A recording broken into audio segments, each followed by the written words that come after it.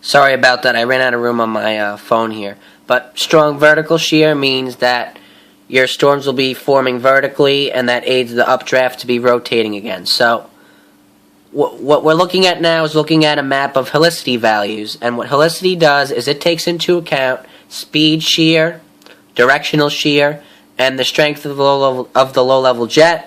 And together it creates values that can be used to predict the amount of rotation that's going to be existing in the levels of the atmosphere that will be conducive for tornadoes to develop or storms to rotate.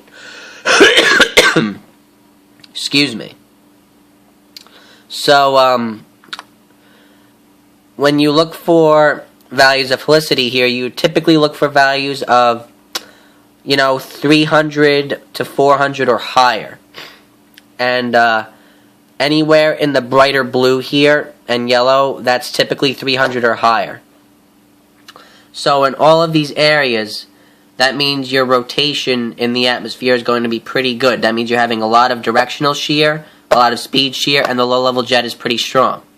So this is tomorrow morning.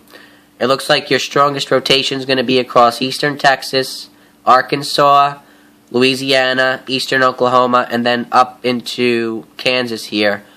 Although your threat for storms is going to be further to the south and east because your low pressure is actually up in here. So this is going to be more for the snow area. But to the south and east here, your helicity values are going to be pretty good. Now this threat is going to move east throughout the day. And then as you get into Thursday evening, your low pressure goes all the way up into here. Your helicity values kind of disintegrate a little bit. They're still decent. They're still 150, which is still good for tornadoes. The light purple area here is still 150. That's still decent, but again, your main helicity values are going to be in the afternoon hours, as you can see here, as that's going to spread east throughout the day. So helicity values are good, which means there's going to be good shear and good low-level jet. And then the other thing is this is what we call EHI. And EHI values, it stands for Energy Helicity Index. And what that does is it takes into account the helicity values, which we just saw, and it takes into account CAPE, which I showed you on the last video, and it combines those two together to create a new value, which is good for predicting the likelihood of tornadoes. And typically, you look for values of 1 to 2 or higher when you go to EHI. This is tomorrow morning. Check this out. This is just scary. Across eastern Texas, eastern Oklahoma, Arkansas, Louisiana. This is tomorrow morning as your disturbance is going to be coming on through. This is scary. You're going to have to watch eastern Oklahoma, eastern Texas, Arkansas, southeastern Kansas, Missouri, Louisiana. This entire area here is prime for tornado development during the early afternoon hours, I would say. Then throughout the day, it's going to spread east.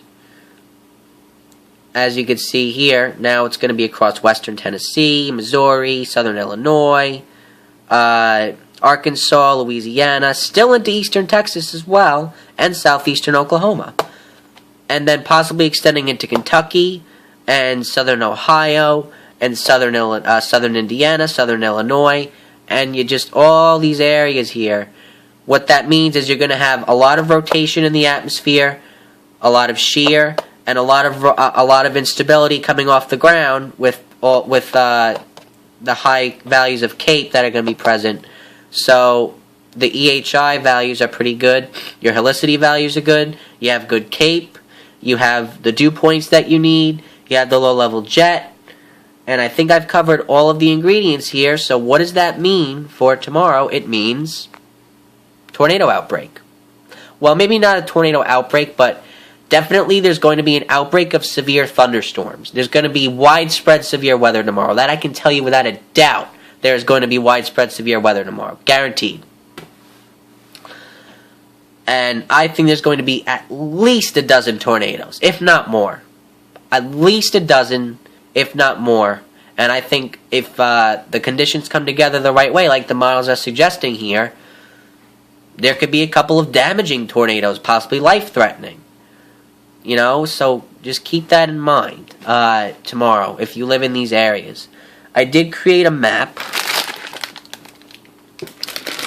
I'm going to get my cities up so I can be specific with determining who's got big threats here.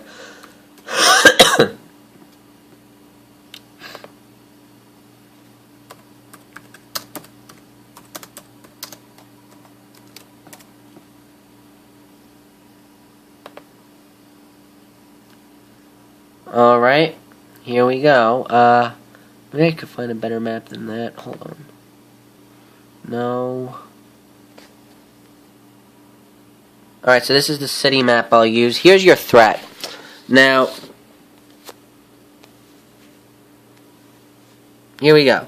So, again, your threats: significantly large hail, especially over eastern Texas, eastern Oklahoma, and southern Missouri, well, pretty much all of Missouri, Arkansas, and northwestern Louisiana. Those are where your Cape values are going to be the greatest, and southeastern Kansas. And I also want to remind you, your main initiation for severe storms across eastern Texas is going to be the dry line. That's going to be extending down into here. Up to further north and east, it's going to be the cold front coming down from your low pressure that's up there.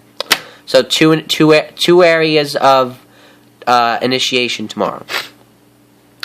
Your red is the greatest area for tornado threat. Those were where your highest EHI values were, where your highest helicity values were, and where your strongest low-level jet winds were. So, now your basic severe weather threat extends from eastern Texas, from Houston. San Antonio might be on the southern end of that, but I think you kind of stay out of it. We'll have to keep an eye on that there. You do have a chance, though. It extends from Houston back up north into Dallas, east of Oklahoma City tomorrow, I think. Going back up Wichita, I think you could be on the very western edge of that. Then back across Missouri, back across Illinois, back across Indiana, and extreme southwestern Ohio.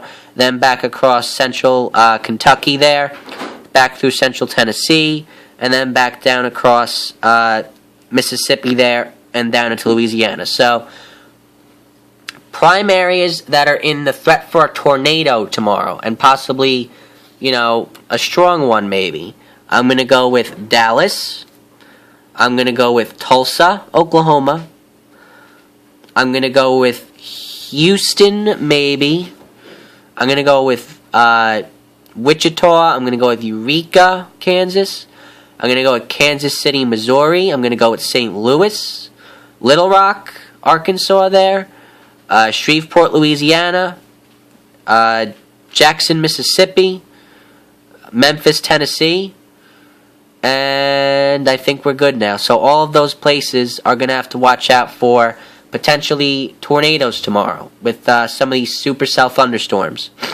Areas outside of the red, you still have a threat for damaging winds, large hail, and maybe an isolated tornado or two. I think this threat for severe storms is going to continue throughout tomorrow night, and I think the shear will still be good enough where there could be an isolated tornado in areas further east.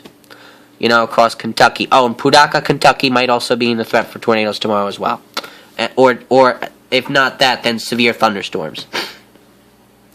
Alright, and heavy rain and flooding is certainly a threat as well, especially south as you get near the Gulf. But, again, so this is your, this is going to be the first major severe weather outbreak of the season, I think. So, keep an eye to the sky tomorrow if you're in these areas.